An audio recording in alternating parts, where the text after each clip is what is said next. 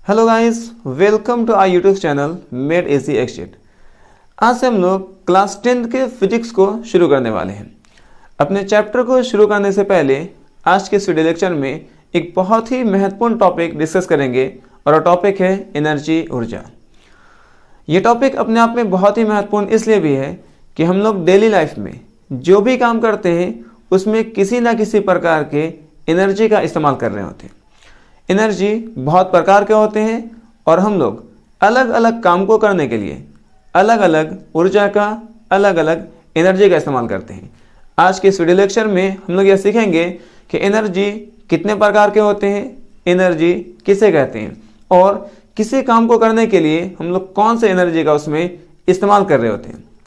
तो आइए अपने टॉपिक को शुरू करते हैं और यह समझते हैं कि एनर्जी किसे कहते हैं। किसी काम करने की क्षमता एनर्जी कहलाती है।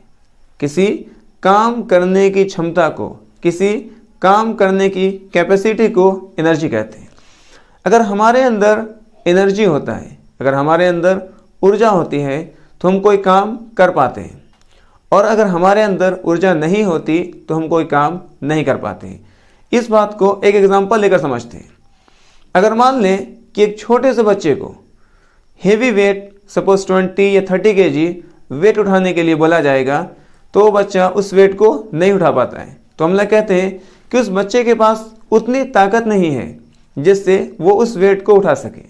लेकिन अगर उसी वेट को एक बड़े आदमी को उठाने दिया जाएगा तो आसानी से उस वेट को उठा सकता है।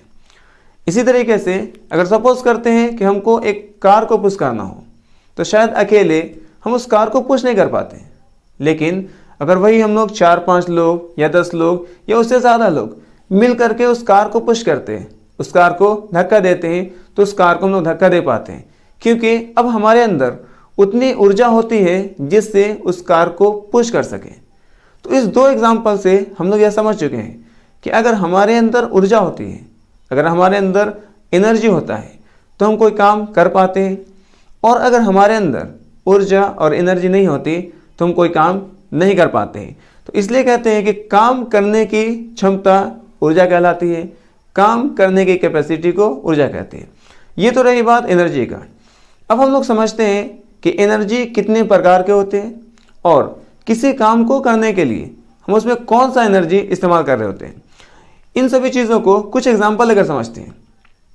क्या आपने कभी गौर किया है कि हमारे घरों में जो पानी टंकी होता है, वाटर टैंक, वो हमेशा घर के छत के ऊपर ही क्यों लगाते हैं?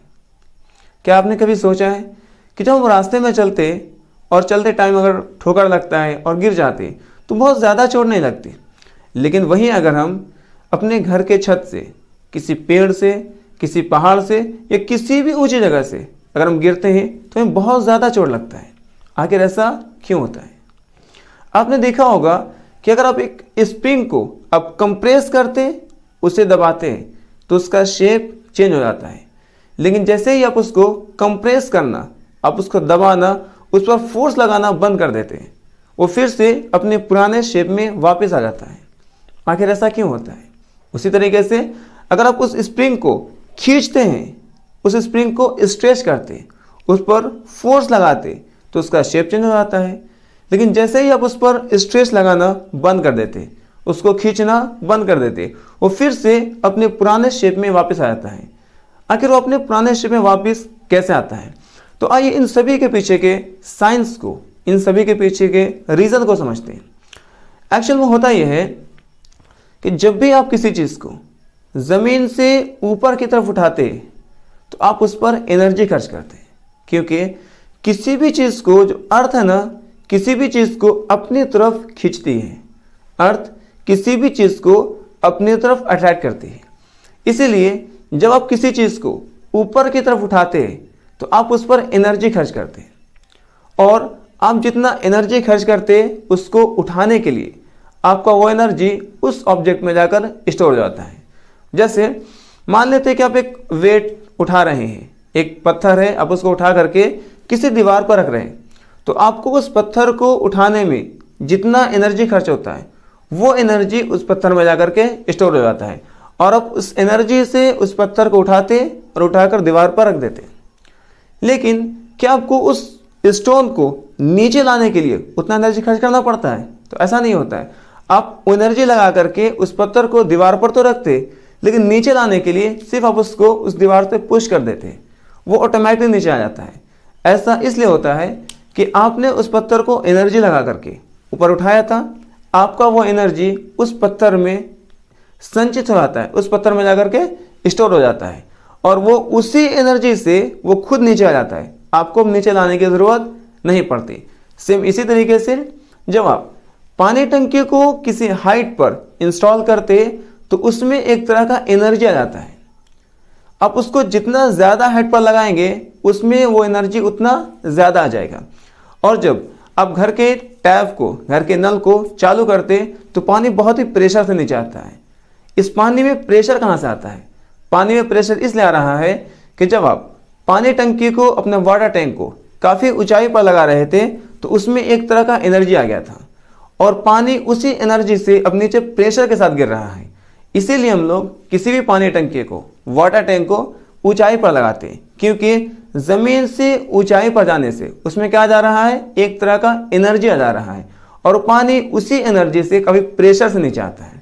सेम उसी तरीके से हम लोग जब किसी ज़मीन पर चलते टाइम में अगर ठोकर लगता है और गिर जाते तो हमें बहुत ज़्यादा चोट नहीं लगती, लेकिन जब हम किसी ऊंचाई पर होते, अपने घर के छत पर हों या किसी पेड़ पर हो या किसी भी ऊंची जगह पर हो, तो हमारे अंदर भी एक तरह का पोटेंशियल एनर्जी आ जाता है, एक तरह का स्थितिज ऊर्जा आ जाता है। और जब हम उस ऊंचाई से नीचे करते हैं तो हमें ज़्यादा चोट लगती है। क्यों? क्योंकि अब हमारे अंदर पोटेंशियल एनर्जी था, और हम उस एनर्जी से नीचे करते हैं तो हमारे अंदर ज़्यादा चोट लगती है।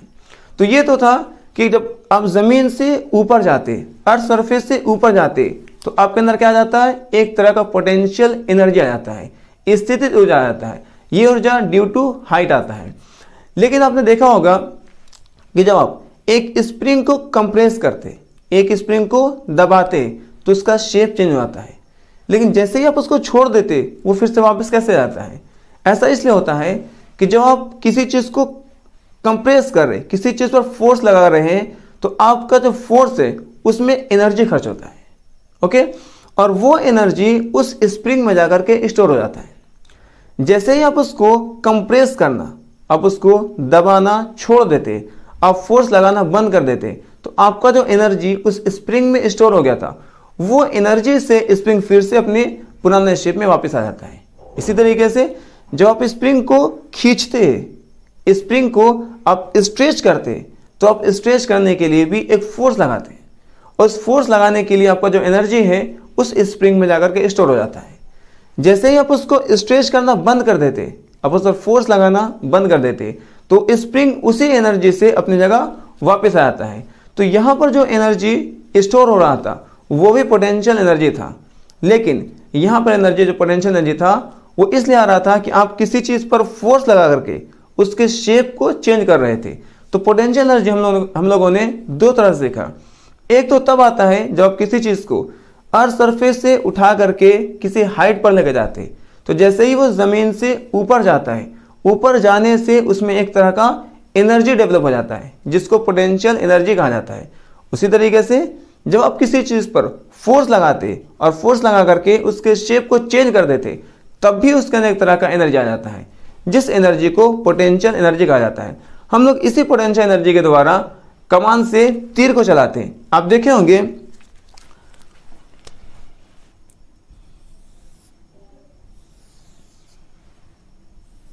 सपोज करें ऐसा ये है, ओके, इस कमान में आप तीर ऐसे लगाए हुए हैं।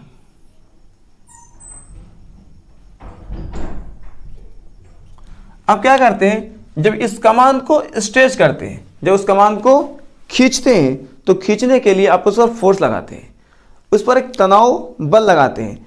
अब जब उस पर तनाव बल लगाते हैं तो उसके लिए आपको एनर्जी खर्च करना पड़ता है। जैसे ही आप एनर्जी खर्च करके उसको खींचते हैं तो आपका एनर्जी उस कमान में जाकर संचित हो जाता है।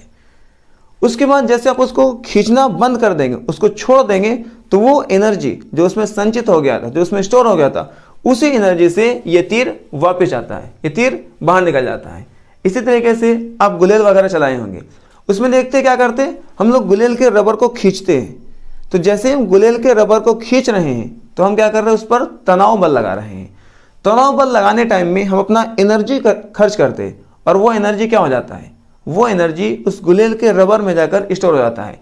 जैसे ही उसको हम लोग खींचना बंद कर देते, उसको छोड़ देते, तो उसी तनाव बल से, उसी वो एनर्जी से उसका जो पत्थर है उसे फेंका जाता है। तो यहाँ पर हम लोग क्या देख रहे हैं कि हम लोग तीर चलाने टाइम में या हम लोग गुलेल चलाने टाइम में क्या कर रहे हैं, उसको खींच रहे हैं, उस पर तनाव बल लगा रहे हैं और उसके लिए हमको अपना एनर्जी खर्च करना पड़ता है और हमारा एनर्जी उस कमान में संचित हो जाता है, उस कमान में स्टोर हो जाता है। और जैसे ही उसको आप खींचना बंद कर देते हैं, उसी एनर्जी से वो वापस चला जाता है। सेम इसी एनर्जी का हम लोग इस्तेमाल करते हैं गन से शूट करने टाइम में। जब बंदूक से गोली चलती है तो वहां पर भी इसी प्रकार का एनर्जी इस्तेमाल करते हैं। तो ये तो कुछ एग्जांपल थे पोटेंशियल एनर्जी का। अब हम लोग कुछ नए, कुछ अलग तरह के एनर्जी को समझते हैं। जैसे आप सभी लोगों ने क्रिकेट का मैच तो ज़रूर देखा होगा। उसमें जो बॉलर होते हैं वो बॉलिंग करने टाइम में अपने क्रीज से थोड़ा पीछे जाते हैं, रन अप लेते हैं, वहाँ से भाग कर आते, तब बॉल करते हैं। आखिर ऐसा क्यों करते? वो क्रीज पर खड़ा खड़ा बॉल क्यों नहीं करते? वैसे ही जब आपको लॉन्ग जंप लगाना होता है, लंबी छलांग लगाना होता है, तो आप खड़ा खड़ा जंप नहीं करते, आप पहले पीछे जाते हैं, वहाँ से भाग कर आते, तब जंप करते। वैसे ही जब हमें किसी कील को, किसी कांटे को ठोकना होता है तो हम क्या करते हैं, उस पर हैमर से उसको मारते, हैमर से उस हथौड़े से उसको मारते हैं। आपने देखा होगा जब हमारी टीचर हम पर गुस्सा करती है तो हमें छड़ी से क्या करती है, बहुत तेज मारती है। आखिर ऐसा क्यों करती है? तो आइए इसके पीछे के भी रीज़न को समझते हैं। एक्चुअल में होता यह है कि जब भी कोई चीज़ मोशन में होता है तो उसके मोशन में होने की वजह से भी उसमें एक तरह का एनर्जी डेवलप हो जाता है। जैसे जब किसी चीज़ को आप अर्थ सरफेस से ऊपर लेकर जाते तो उसमें एक तरह का एनर्जी आ जा रहा था जिसको पोटेंशियल एनर्जी कहते थे। सेम उसी तरीके से जब किसी चीज़ पर फोर्स लगा करके उसके शेप को चेंज कर रहे थे तो उसमें भी एक एनर्जी जेनरेट हो जा रहा था, एक एनर्जी डेवलप हो जा रहा था जिसको पोटेंशियल एनर्जी कहते हैं।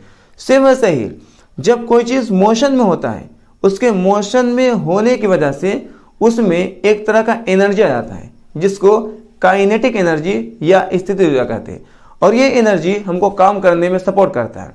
जैसे जब क्रिकेट का गेंदबाज जब दौड़ कर आता है तो उसका शरीर, उसका बॉडी मोशन में हो जाता है और उसके मोशन में होने से उसके अंदर एक तरह का एनर्जी, एक तरह की ताकत आ जाता है और जब वो बॉल फेंकता है तो बॉल को तेज फेंक सकता है।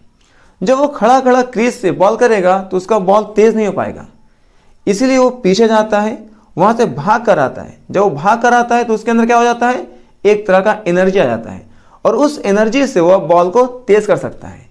इसीलिए जब हमें लंबी छलांग लगाना होता है, हमें लॉन्ग जंप करना होता है, तो हम खड़ा खड़ा जंप नहीं करते, पहले पीछे जाते हैं, वहाँ से भाग कर आते हैं। जैसे हम भाग कर आते हमारे अंदर एक तरह का एनर्जी आ जाता है और उस एनर्जी से हम लंबी छलांग लगा सकते हैं। वैसे ही जो हमें क्या करना होता है, किसी कील को ठोकना होता है, किसी दीवार पर या किसी वजह पर कील को ठोकना होता है तो हम क्या करते हैं, हैमर से उसको मारते। जब हैमर से मारते हैं तो हमारा हैमर, जो हमारा हथौड़ा है, वो मोशन में आता है और हैमर के मोशन में आने से हैमर में एनर्जी आ जाता है। जितना तेज मारेंगे हैमर का स्पीड उतना ज़्यादा बढ़ेगा और हैमर का स्पीड जितना ज़्यादा होगा उसमें काइनेटिक एनर्जी उतना ज़्यादा होगा और उतना ज़्यादा एनर्जी से उस कील पर वो चोट करेगा और कील अंदर चला जाएगा। इसीलिए जो हमारी टीचर गुस्सा करती है तो क्या करती हैं, वो बहुत तेज छड़ी को मारती हैं। क्यों? क्योंकि छड़ी को जितना ज़्यादा तेज मारेंगे छड़ी में उतना गति आ जाता है और जितना ज़्यादा गति आएगा ना छड़ी में उतना ज़्यादा एनर्जी आ जाता है, काइनेटिक एनर्जी, और इसीलिए बहुत ज़्यादा चोट लगता है। तो ये तो कुछ एग्जाम्पल थे काइनेटिक एनर्जी के जो ड्यू टू मोशन आ रहे थे। जब भी कोई चीज़ मोशन में होता है तो उसमें एक तरह का एनर्जी आ जाता है जिसे काइनेटिक एनर्जी कहते हैं। तो ये हम लोग दो एग्जाम्पल पढ़ चुके हैं, एक था पोटेंशियल एनर्जी और एक था काइनेटिक एनर्जी। अब आते हैं कुछ और डिफरेंट टाइप की एनर्जी को हम पढ़ते हैं। आपके घर में बिजली तो आती होगी, हम लोग इस बिजली से क्या करते हैं, घर का फैन चलाते हैं, घर के बल्ब को चलाते हैं। इस बिजली में कौन सा एनर्जी होता है? इस बिजली में विद्युत ऊर्जा, इलेक्ट्रिकल एनर्जी होता है। इस इलेक्ट्रिकल एनर्जी से हम लोग घर के फैन को चलाते हैं, घर के बल्ब को चलाते हैं, TV, fridge, cooler, washing machine, या जो भी इलेक्ट्रिकल अप्लायंसेस हैं जो इलेक्ट्रिसिटी से चलने वाले हैं, उन सभी चीज़ों को चलाते हैं। तो हम लोग जो भी इलेक्ट्रिकल अप्लायंसेस हैं, जैसे फ्रीज है, टीवी है, कूलर है, वॉशिंग मशीन है, एसी है, या कोई भी चीज़ जो इलेक्ट्रिसिटी से चलने वाला होता है, इसमें हम लोग कौन सा एनर्जी इस्तेमाल करते हैं? हम लोग विद्युत ऊर्जा का इस्तेमाल कर रहे होते हैं, और विद्युत ऊर्जा का इस्तेमाल करके हम लोग इन सभी चीज़ों को चलाते हैं। वैसे ही हम लोग अपने घरों में खाना बनाने के लिए ऊर्जा का इस्तेमाल करते हैं। क्या आप गेस कर सकते हैं हम लोग खाना बनाने के लिए कौन सा ऊर्जा इस्तेमाल करते हैं? हम लोग खाना बनाने के लिए हीट ऊर्जा, हीट एनर्जी, उष्मा ऊर्जा का इस्तेमाल करते हैं। आपने देखा होगा कि जब हम खाना बनाते हैं तो अपने यूटेंसिल्स को, अपने बर्तन को चूल्हे पर रखते हैं और क्या करते हैं? उसको गर्म करते हैं। एक्चुअल में हम क्या करते हैं? उसको हीट सप्लाई करते हैं, और जैसे ही हम उसमें उष्मा ऊर्जा, हीट एनर्जी देते हैं, हमारा खाना बनकर तैयार हो जाता है। तो क्या हीट एनर्जी से हम खाना बनाते हैं? नहीं, हम लोग और भी अलग अलग जगह पर हीट एनर्जी का इस्तेमाल करते हैं। जैसे आप कपड़ा प्रेस करते हैं तो क्या करते हैं? सबसे पहले अपने प्रेस को गर्म करते हैं। अगर मान लें आपके पास कोयले वाला ये प्रेस होगा, आप उससे उसे गर्म करते हैं, या इलेक्ट्रिक प्रेस होता है तो क्या करते हैं? इलेक्ट्रिसिटी सप्लाई करके उसे गर्म करते हैं। सबसे पहले उसको हीट करते हैं और हीट करके अपना कपड़ा प्रेस करते हैं। तो हीट एनर्जी से आप खाना बना सकते हैं, हीट एनर्जी से आप कपड़ा प्रेस कर सकते हैं। और कहाँ पर इस्तेमाल करते हैं? हीट एनर्जी को हम लोग इस्तेमाल करते हैं ठंडी के मौसम में। जब हमें ठंडी लगती है, हम ठंडी से बहुत परेशान रहते हैं, तो क्या करते हैं? हम लोग धूप में जाकर बैठ जाते हैं। क्यों? क्योंकि सूरज की जो रोशनी होती है, सनलाइट में आपको लाइट एनर्जी के साथ साथ हीट एनर्जी भी होता है, और हीट एनर्जी हमें ठंडी से बचाती है। तो ये कुछ एग्जांपल्स थे डिफरेंट फॉर्म ऑफ एनर्जी के। ये थे डिफरेंट फॉर्म्स ऑफ एनर्जी, जिसको हम लोगों ने अलग अलग एग्जांपल से सीखा है। तो इस तरीके से हम लोग एनर्जी और एनर्जी के डिफरेंट फॉर्म्स को सीख चुके हैं। नेक्स्ट वीडियो में हम लोग पढ़ेंगे लाइट एनर्जी के बारे में। हम लोग उस वीडियो में जानेंगे कि लाइट एनर्जी किसे कहते हैं, लाइट एनर्जी से हम लोग अपने आसपास की चीज़ों को कैसे देख पाते हैं, हम लोगों को किसी भी चीज़ को देखने के लिए किन किन चीज़ों की आवश्यकता पड़ती है, और देखने का प्रक्रिया क्या होता है। इसी तरीके से लाइट के और भी डिफरेंट प्रॉपर्टीज़ को पढ़ेंगे। Thank you.